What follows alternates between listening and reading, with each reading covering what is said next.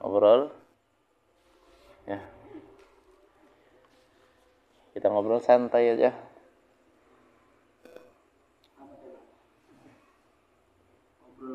Temanya selalu aja. Ahmaduhu wa nusalli wa nusallim ala rasulihil karim, amma ba'd.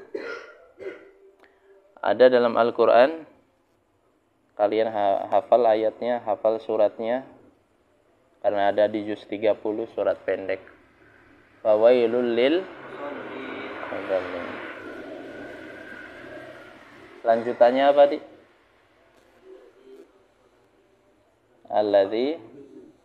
Alladzi ya. Artinya itu fawailul lil musallin, artinya apa? Celakalah orang yang sholat. Bagaimana logika kalian menanggapinya?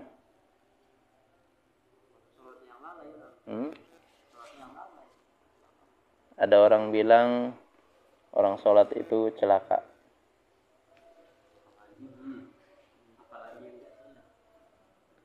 Ya.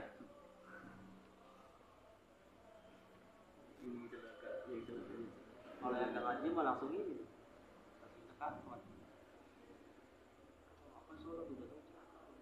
Hati itu harus dijaga sebisa mungkin supaya senantiasa diberikan hidayah oleh Allah, supaya apa yang kita pikirkan itu terarah dan tidak mempunyai logika yang salah dalam beragama. Untuk orang-orang munafik atau untuk orang-orang yang hatinya tertutup, mereka itu kadang secara tidak sadar berlogika itu salah. Contoh simpelnya seperti tadi. Orang yang sholat celah, kalau gitu saya nggak mau sholat. Itu logika yang salah, yang tidak diiringi oleh hidayah. Logika yang benar seperti apa? Yang sholat saja belum tentu selamat, gimana yang tidak sholat? Ilmu usul fiqh memberikan makna, kalau perkara yang taat saja ada ancaman, ya, apalagi dengan perkara yang tidak taat, ancamannya jauh lebih besar. Dalam Al-Quran bilang kepada kedua orang tua saja tidak boleh, bukan berarti kita mukul orang tua dengan dalil tidak ada dalam Al-Quran itu memukul orang tua itu dilarang. Akhirnya dia mukul orang tua. Mana dalilnya? Orang di Al-Quran nggak ada dalilnya, berarti kan boleh. Ini salah berlogika.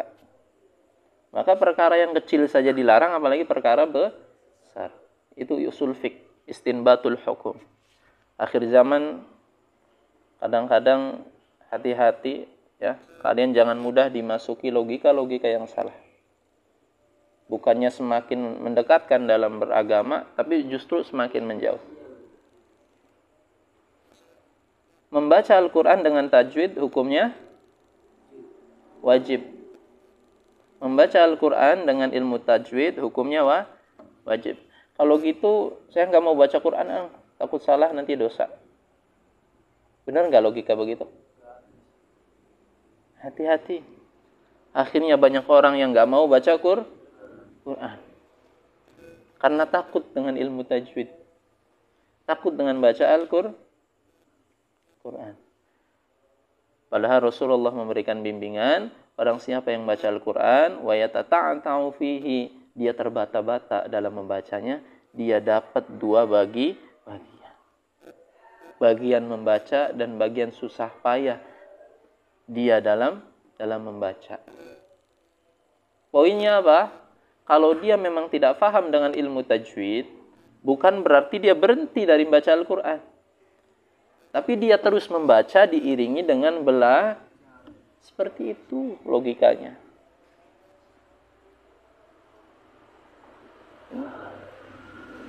Dalam hadis, memakai baju yang menutup aurat, tapi terlihat lekuk badannya, terutama bagi perempuan.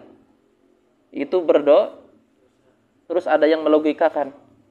Ya udah ang, saya mah gak usah pakai baju aja sekalian.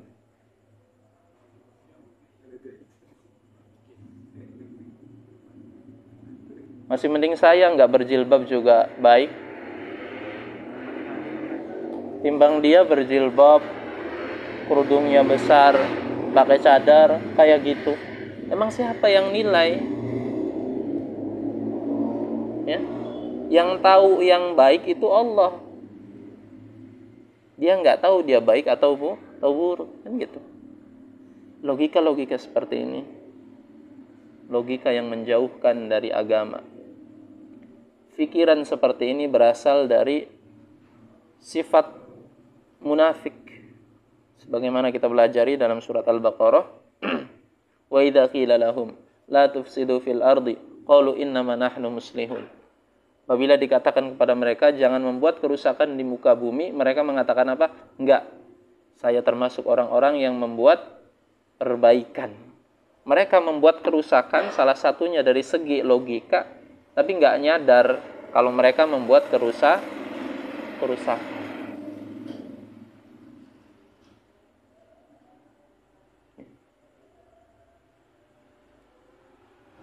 Jadi hindari logika seperti itu.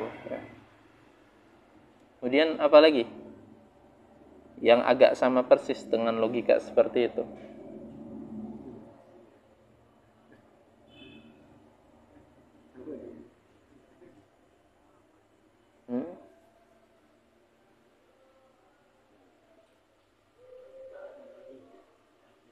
Wa may ya'mal mithqala dzarratin khairan yarah.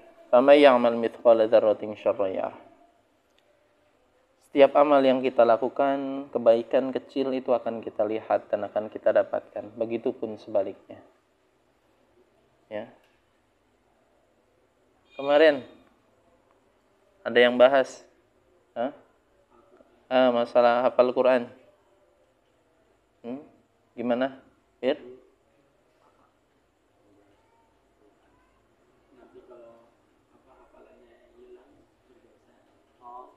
Sebenarnya itu dalil. Yang ngafal saja belum tentu salah. Gimana yang melupakan Al-Quran? Itu dalilnya bukan seperti itu ya. Dalilnya itu, barang siapa yang menghafal Quran, dia punya hafalan. Kemudian dia campakkan hafalannya. Mafhumnya ini ya. Campakkan itu dia sengaja menyampaikan. Tadinya dia sudah hafal, sengaja. Dia nggak megang lagi Al-Quran. Dia menjauhi Al-Quran. Ya. Tapi kalau dia tetap berusaha menjaga hafalannya, kenyataannya nggak hafal, ini tidak termasuk. Ya, tidak termasuk dalam mafhum hadis seperti ini. Maka dia akan datang pada hari kiamat dengan muka yang kusam. Ya. Ini sebenarnya dalil dari usul fiqh tadi. Yang ngafal saja belum tentu salah. Gimana yang kan logikanya gitu. Gimana yang nggak ngafal? Gimana yang nggak megang Quran?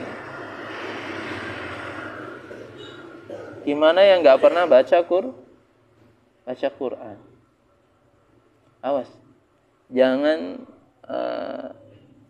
kalian jangan terjebak oleh logika seperti itu. Ya, itu logikanya orang-orang munafik yang bukannya mendekatkan kita kepada agama tapi justru menjauhkan. Ya. Buat apa sholat? Ya. Buat apa sholat kalau saya masih maksiatan? Nanti saya mah sholatnya nunggu saya baik dulu. Logika seperti ini. Justru karena dia sholat, kita berdoa kepada Allah, dibimbing supaya berbuat baik. Ya. Makanya as-sholat tanha 'anil fahsya'i wal munkar. Tatkala dia sholat, maka nanti Allah akan memberikan hidayah dalam hatinya. Tatkala terbersit dalam hatinya ingin maksiat, diingatkan oleh Allah. Ya. Sebenarnya dalil ya. Kalau seandainya ada orang bilang masalah Quran, masalah menghafal Quran, kemudian hafalannya hilang, dia berdosa, ini sebenarnya dalil. Dalil usul fiknya apa?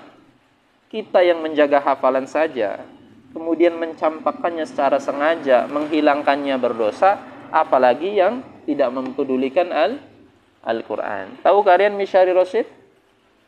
Syekh Mishari Rasyid?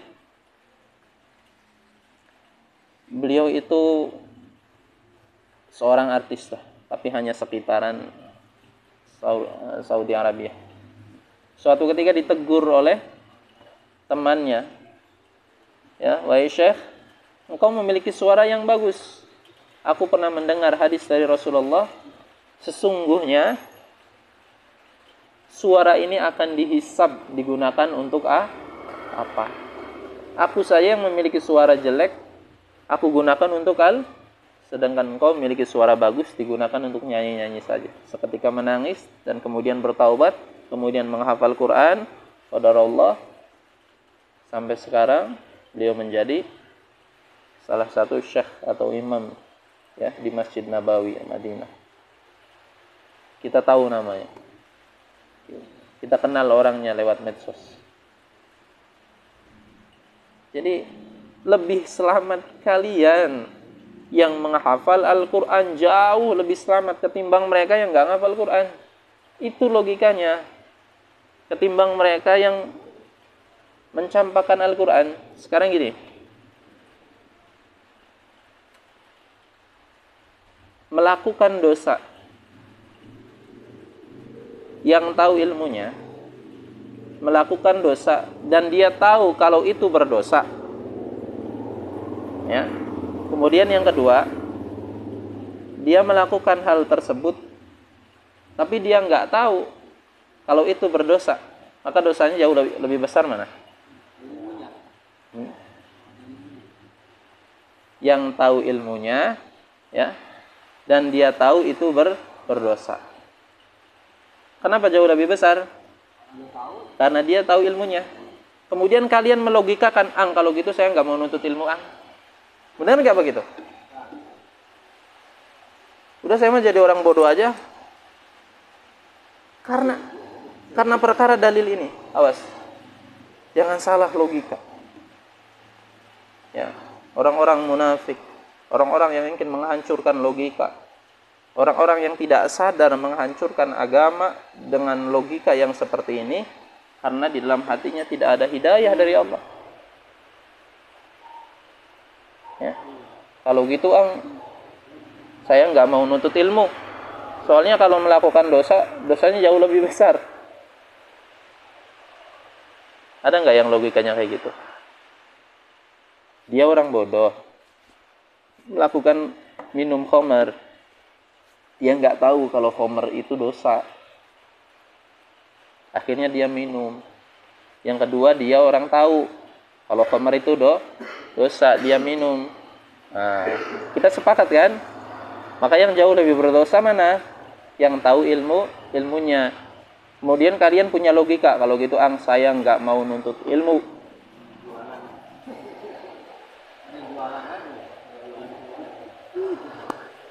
Benar nggak logika seperti itu?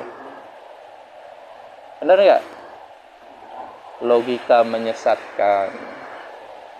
Itu menyesatkan.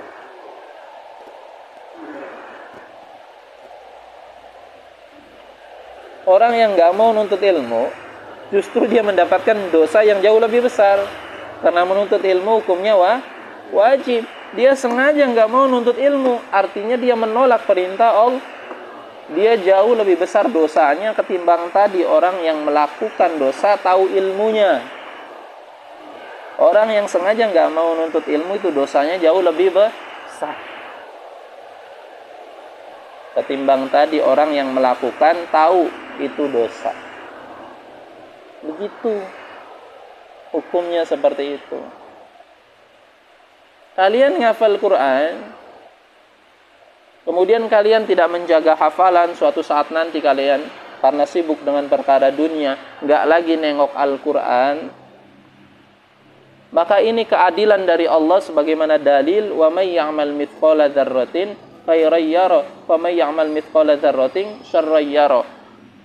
Kalian menghafal itu akan dicatat sebagai amal baik. Dan suatu saat nanti kalian sibuk dengan perkara dunia, kemudian kalian meninggalkan Al-Quran, mencampakkan Al-Quran, ya, tidak lagi membuka Al-Quran sampai hilang kalian hafalannya, maka di sisi Allah pun akan tahu amal perbuatan kalian. Seperti itu maksudnya, ya.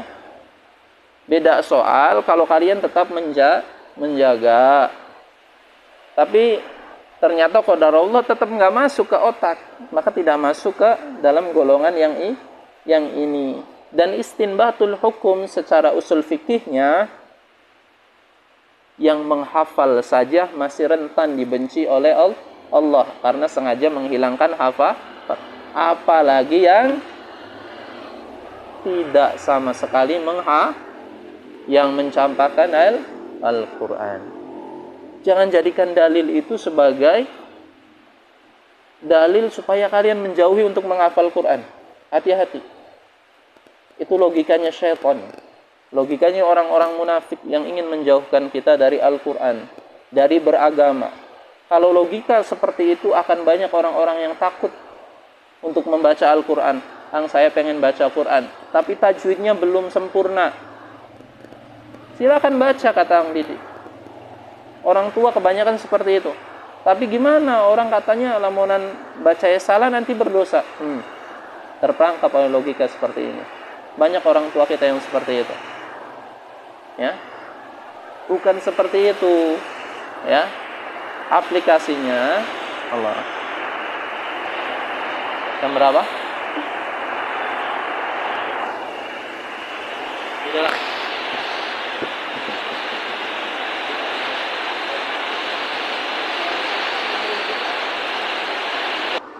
Tutup pelawang agak rapat.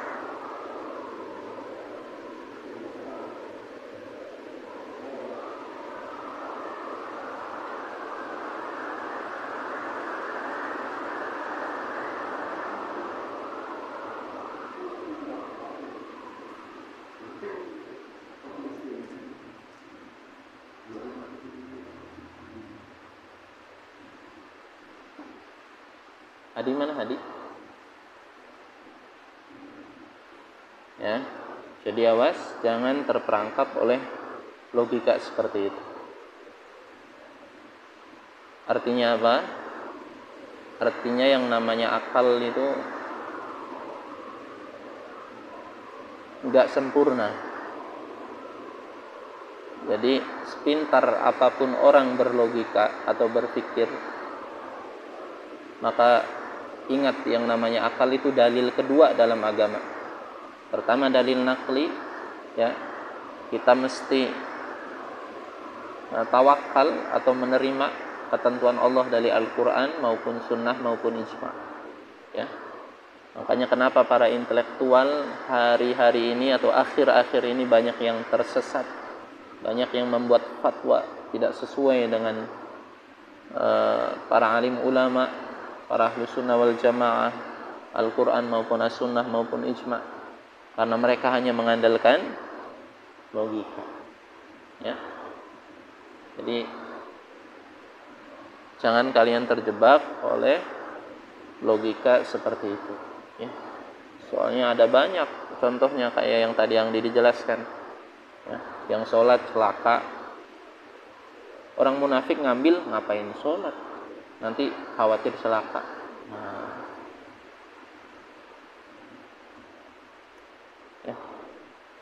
Banyak sekali yang baca Al-Quran tanpa tajwid berdosa. Kalau gitu ngapain baca Al-Quran? Nanti takut saya dosa dong.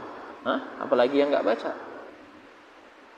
Yang berdosa itu kalau dia tahu ilmu tajwidnya, kemudian sengaja membaca Al-Quran dengan salah. Tapi kalau dalam proses belajar, pengetahuan dia ilmu tajwidnya cuma segitu, maka tetap membaca dibarengi dengan belajar. Orang yang berilmu melakukan dosa, dosanya jauh lebih besar ketimbang orang awam melakukan dosa. Lantas kalian mengambil logika, saya nggak mau nuntut ilmu. Kenapa? Melang dosa gede. Dia terjebak oleh logika seperti itu.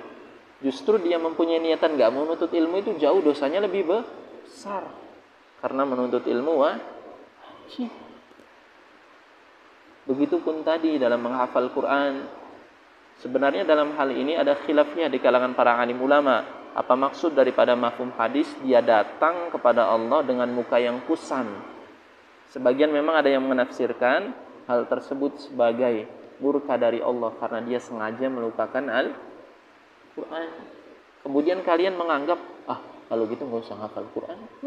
Yang ngafalnya saja sampai seperti itu hukumannya, apalagi yang nggak hafal. Astagfirullah. Hati-hati. Hati-hati dengan cara berlogika yang sesat. Ya, makanya sepintar apapun kalian mesti punya guru. Kemudian mesti tunduk dengan perintah Allah. Mesti sholat 5 waktu berjamaah. Karena bagaimanapun yang memberikan hidayah itu Allah melalui kolbun kita. Kalau kolbun kita salah, sepintar apapun kita berlogika rentan tersesat. Ada pertanyaan?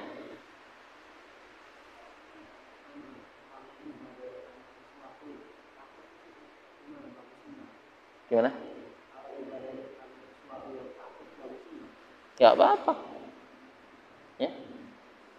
Itu salah satu tingkatan takwa. Ya. Dia takut kenapa? Takut ke Allah. Itu juga tingkatan takwa. Dia ibadah karena mengharapkan surga. Itu diapresiasi. Itu tingkatan takwa. Ya. Jangan lantas mengambil logika lagi yang salah. Sekali lagi, ngapain ibadah? Niatnya cuma buat surga doang. Surga itu besar loh, subhanallah. Cuma buat surga doang. Cuma buat surga. Surga itu besar, pantas untuk harapkan. Mala ainun ra'at wala udhunun sami'at.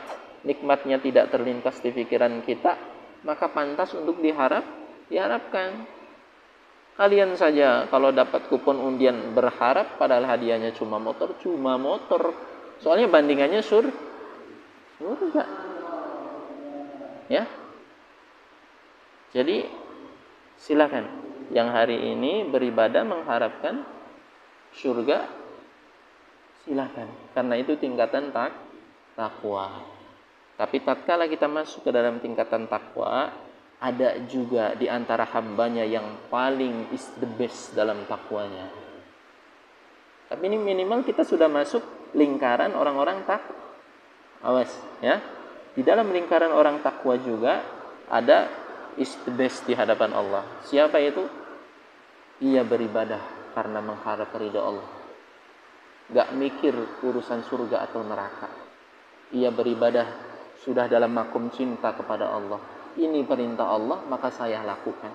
Kata Allah ke kanan, ya sudah ke kanan, tanpa memikirkan imbalan apapun. Itu tingkatan takwa terbesar. Ya, kalau tingkatan takwa kita, nggak apa-apa tadi ngarapin minimal kita sudah masuk lingkaran takwa. Bagus, acungi jempol.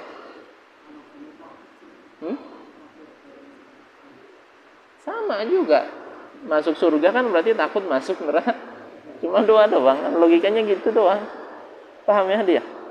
Dia mengharapkan surga berarti karena takut masuk neraka. Itu logikanya. Paham ya? Kalau dia mengharap surga, emang dia mau masuk kemana? Mau takut apa lagi? Ya, awas kalian muda nih. Kalian anak muda yang mungkin logikanya mungkin agak sedikit terpancing di media sosial ya. Jangan salah berlogika. Dengan cara apa? Jaga hati kita supaya dalam hidayah. Ya. Ada lagi? Paham ya tadi ya logikanya gitu ya? Takut neraka artinya mengharapkan surga. Kita takut neraka doang nggak mau masuk surga. Terus ngapain? Di mana nih? Ya, paham ya? Nah, nggak apa-apa, bagus. Berarti sudah masuk lingkaran Tapi kalau sudah masuk lingkaran takwa, kalian harus naik lagi. ke lingkaran yang paling dicintai Allah. Sebagaimana gelarnya para sahabat radhiyallahu anhum wa radu, Allah meridhoi mereka dan para sahabat pun ridho atas ketetapan Allah, itu yang paling tinggi. Nah, paham? Ada lagi? Hah? Dihisab. Dihisab nanti mereka akan apa? Dalam Quran surat Al-Baqarah, ittabara alladziina tubi'u minal ladziina taba'u wa ra'awul 'adzaba wa taqatta'at bihimul asbab. Orang awam dia itu waktu di dunia ngikut siapa? Maka nanti di akhirat dikasih gambaran oleh Allah, kamu nih salah begini. Dia akan menuntut, waktu di dunia saya ikut Eko. Ekonya mana dicari? Oh itu ada. Kok kita kimangkanan gikanang sira? Ayo tanggung jawab. Kata Ekonya apa? Lus gak? Sira mabuk-mabuk pengennya sira, kita mengajak doang. Saling berlepas diri. Cuma dosanya atau azabnya jauh lebih rendah ketimbang yang tahu. Tapi sekali lagi jangan mengambil logika nggak mau nuntut ilmu, ini salah juga. Paham ya? Makanya tugas kita itu menyampaikan dakwah itu wajib. Maka yang diapresiasi dengan jamaah tabligh. Ya. Mereka itu dakwanya dengan cara Rasulullah dari pintu ke pintu. Tidak mengharapkan apapun. Yang diakui apresiasi. Dan salah satu ilmunya kita juga atau ilmunya Ang Didi bersanad ke sana karena gurunya salah satu tokoh. Nah, ada lagi? Hah? Hewan nanti akan dihisab sebagaimana kebalikannya nanti. Hanya nyampe di tempat hisab kemudian selesai. Di dunia macan makan kambing, nanti kambing menuntut ke Allah, kebalikannya macan yang teraniaya. Selesai di situ. Kecuali hewan-hewan yang telah ditentukan secara dalil jelas masuk ke dalam surga. Di antaranya pohon kurma yang menjadi sandaran Rasulullah. Kemudian burung hudhud dan lain sebagainya. Adapun umumnya semua hewan seperti itu. Kenapa demikian? Karena mereka tidak punya akal. Kenapa orang punya akal? Monyet kok ngerti pisang? Itu bukan akal. Itu namanya kalau secara agama ada namanya hidayatul wijdain, hidayatul insting. Jadi setiap makhluk itu diberikan insting oleh Allah kalau itu makanan. Ya. Kalau pisang itu makanan, kalau apel itu makanan, itu bukan akal. Itu hidayatul wijdain atau insting. Ya, manusia juga diberikan. Ya jelas ya manusia diberikan karena manusia paling sempurna. Ya.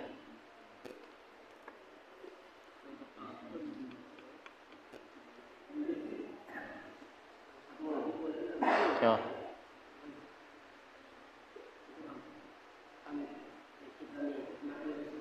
Virus.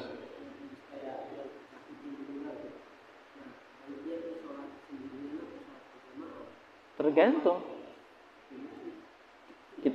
Kita lihat dulu hakikatnya. Dalam hadis Nabi, perhatikan. La safara. Ya. Tidak ada kecelakaan atau musibah atau kesialan di bulan Shawwal. Kemudian lanjutannya apa? Tidak ada virus yang menular. Virus itu menular atas kehendak Allah. Paham enggak? Di sini kondisional. Artinya, tatkala virus tersebut kalau sudah kalian diberitahukan atau diinformasikan membahayakan orang, adik kamu meler cungurnya. Kalau berdudukan dengan Eko 1 meter, Eko langsung mati. Maka ini wajib di rumah.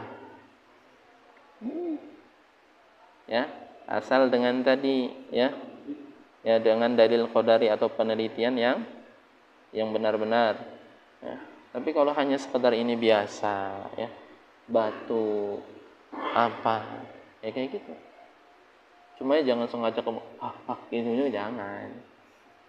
Jadi kita harus mengerti hakikatnya dulu. Hakikatnya yang menularkan virus ini Allah. Kemudian seberapa besar kadar virus itu bahayanya untuk saudara kita. Seperti itu. Kalau memang nggak bahaya, ya sudah jamaah. Yang penting kamu jangan hahaha begitu ke teman, kan begitu. Mungkin kalau virus flu doang mah kan nggak nular begini nih.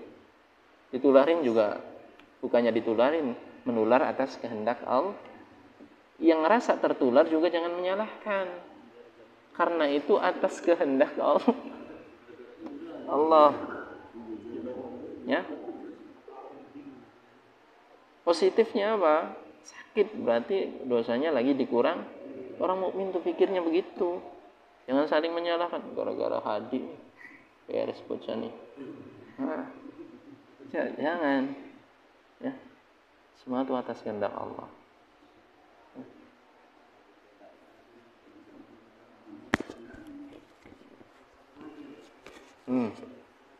Tadi banyak bertanya nih. Nah, apa sih tumben? Ya sok apa sih gimana nih?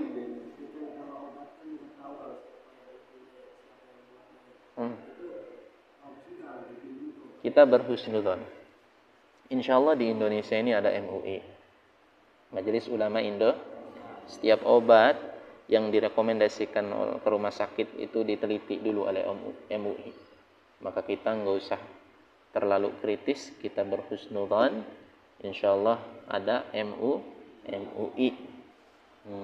Memang tidak semuanya obat itu halal. Ya, dalil qadari atau penelitian kedokteran, ya tidak semuanya halal memang. Ya, tapi kita di Indonesia agama bangsanya Islam, ada MUI, kita berhusnudzon. Asal ada mereknya aja. Ya, ada cap MUI-nya, obat itu jelas atau legal ya. Bukan ilegal. Cukup. Subhanallah wa bihamdihi, subhanallah wa bihamdika, asyhadu an la ilaha illa anta, astaghfiruka.